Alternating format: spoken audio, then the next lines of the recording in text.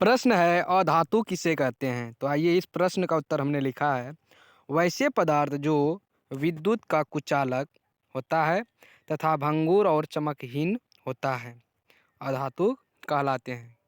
कहने का अर्थ है यहाँ पे कि जो विद्युत का कुचालक उससे विद्युत नहीं जाए, सिंपल सी बात है। और भंगुर और चमकहीन, चमकहीन कोई चमक ही ना हो, उसे हम लोग क्या बोलेंगे? अधातु बोलेंगे। ठीक, चलिए फिर प्रश्न है मेरा यहाँ पर दूसरा कि अधातु के भौतिक गुणों को लिखे। तो जान लेते हैं अधातु के भौतिक गुण क्या क्या होते हैं। तो एक नंबर में हमने लिखा है कि अधातु विद्युत का ऋणात्मक होता है। क्या होता है? अधातु विद्युत का ऋणात्मक होता है। एक नंबर में ये लिखा हमने। चलिए फिर दूसरा में हमने लिखा है अधातु समान ताप पर ठोस एवं गैस के रूप में पाया जाता है। ठीक, चलिए फिर तीसरा में हमने लिखा है अधातु भंगुर होते हैं, अर्थात पीटने पर वह टूट जाते हैं। क्या होता है? अधातु भंगुर होते हैं। ठीक, जब उसको पीटिएगा ना तो होगा क्या कि वो चूर चूर होके टूट जाएगा। ठीक, जबकि वहाँ पर धातु में क्या बताए थे हमने कि धातु में क्या होता है कि पीटने पर वो चौड़ा होता है और तार के जैसे उसको लंबा खींच सकते हैं। लेकिन यहाँ पर अधातु क्या होते हैं? भंगुर होते हैं। इसको जब पीटिएगा ना तो वो टूट जाएगा। ठीक, चलिए फिर हमने लिखा है 4 नंबर में अधातु में कोई विशेष प्रकार की चमक नहीं होती है। ठीक, चलिए 5 नंबर हमने लिखा है अधातु ऊष्मा एवं विद्युत का कुचालक होता है। केवल ग्रेफाइट विद्युत का सुचालक होता है, जबकि यह अधातु है। ग्रेफाइट धातु है लेकिन इसमें से क्या होता है? यह विद्युत का सुचालक, इससे विद्युत चल जाता है। ठीक, जबकि यह अधातु है इसीलिए इसको अपवाद में रखे हैं, केवल ग्रेफाइट विद्युत का सुचालक होता है। ठीक, चलिए 6 नंबर में है कि अधातु के द्रव्यमान एवं यहाँ पर है अधातु के द्रव्यनांग एवं क्वथनांग निम्न होते हैं, केवल ग्रेफाइट की क्वथनांग उच्च होते हैं। क्या होता है यहाँ पर कि अधातु के द्रव्यनांग एवं क्वथनांक निम्न होता है, लेकिन क्या होता है कि ग्रेफाइट जो वहाँ पर विद्युत का सुचालक था उसका क्वथनांक क्या हो जाता है? उच्च हो जाता है। क्या होता है? क्वथनांक उच्च होता है ग्रेफाइट का। ठीक, फिर 7 नंबर में हमने लिखा है अधातु ताज़ा मुलायम होते हैं, केवल हीरा कठोर होता है। क्या होता है? केवल हीरा कठोर होता है, जबकि हीरा अधातु है लेकिन ये क्या होता है? कठोर होता है। जबकि सारे अधातु क्या होते हैं? ताज़ा मुलायम होते हैं, लेकिन हीरा क्या होते हैं? कठोर होते हैं। ठीक, इस तरह से।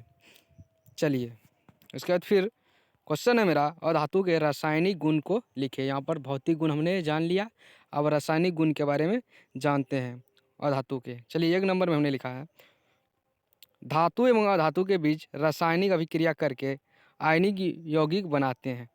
ठीक, अधातु क्या करते हैं? धातु एवं अधातु के बीच रासायनिक अभिक्रिया करके ठीक आयनिक यौगिक बनाते हैं। पहला है ये रासायनिक गुण अधातु के। ठीक, उसके बाद है दूसरा अधातु ऑक्सीजन के साथ संयोग करके ऑक्साइड बनाता है। क्या होता है? ऑक्सीजन के साथ संयोग या संयोग बोले तो सेम ही बात है, करके क्या ऑक्साइड बना लेता है। क्या बनाता है? ऑक्साइड। ये दूसरा था। चलिए फिर 3 नंबर में है मेरा धातु एवं अधातु परस्पर अभिक्रिया करके सहसंयोजक यौगिक बनाते हैं। ठीक, तीसरा था ये। उसके बाद चौथा यहाँ पर है रासायनिक गुण अधातु के कि यहाँ पर अधातु क्लोरीन के साथ अभिक्रिया करके हाइड्रोजन क्लोराइड बनाता है। ठीक, और पाँचवा है अधातु जल के साथ अभिक्रिया नहीं करती है। ठीक, उसके बाद है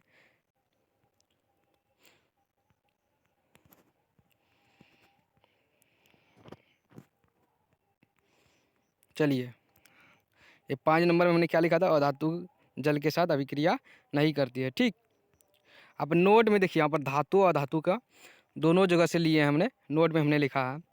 ठीक, नोट में क्या लिखा है? पारा एक मात्र ऐसा धातु है जो कमरे के ताप पर द्रव होता है। क्या होता है? पारा एक ऐसा धातु है, पारा बोले तो मरकरी। ठीक, ऐसा धातु जो कमरे के ताप में क्या द्रव अवस्था में पाया जाता है। ये ऑब्जेक्टिव में भी बहुत बार पूछा गया है। ठीक, उसके बाद दूसरा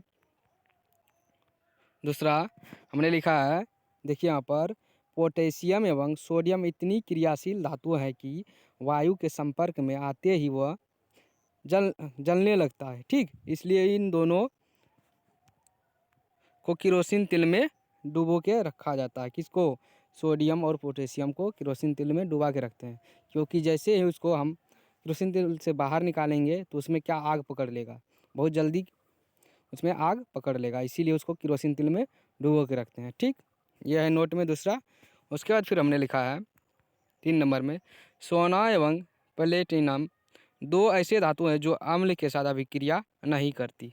अम्ल के साथ दो ऐसा धातु जैसे कि सोना, उसके प्लेटिनम अम्ल के साथ यानी एसिड के साथ अभिक्रिया नहीं करता है। ठीक, उसके बाद चौथा है अम्लराज एवं हाइड्रोक्लोरिक अम्ल। अम्लराज, हाइड्रोक्लोरिक अम्ल जिसको बोलते हैं, ठीक, अम्लराज है, तथा नाइट्रिक अम्ल का मिश्रण होता है। क्या यहाँ पर कहता है, अम्लराज जो होता है ना हमारा हाइड्रोक्लोरिक अम्ल यानी HCl, उसके बाद नाइट्रिक अम्ल का मिश्रण होता है जिसको अम्लराज बोलते हैं। ठीक, इस तरह से या तो ऑब्जेक्टिव में पूछ सकता है कि अम्लराज किसका मिश्रण है, इस तरह से ऑब्जेक्टिव पूछ सकता है, तो पूछ सकता है तो वहाँ पर क्या होगा मेरा ऑप्शन, हाइड्रोक्लोरिक अम्ल तथा नाइट्रिक अम्ल का मिश्रण होता है अम्लराज। ठीक, यह होगा इसका ऑप्शन में, तो वहाँ पर मार के आना है।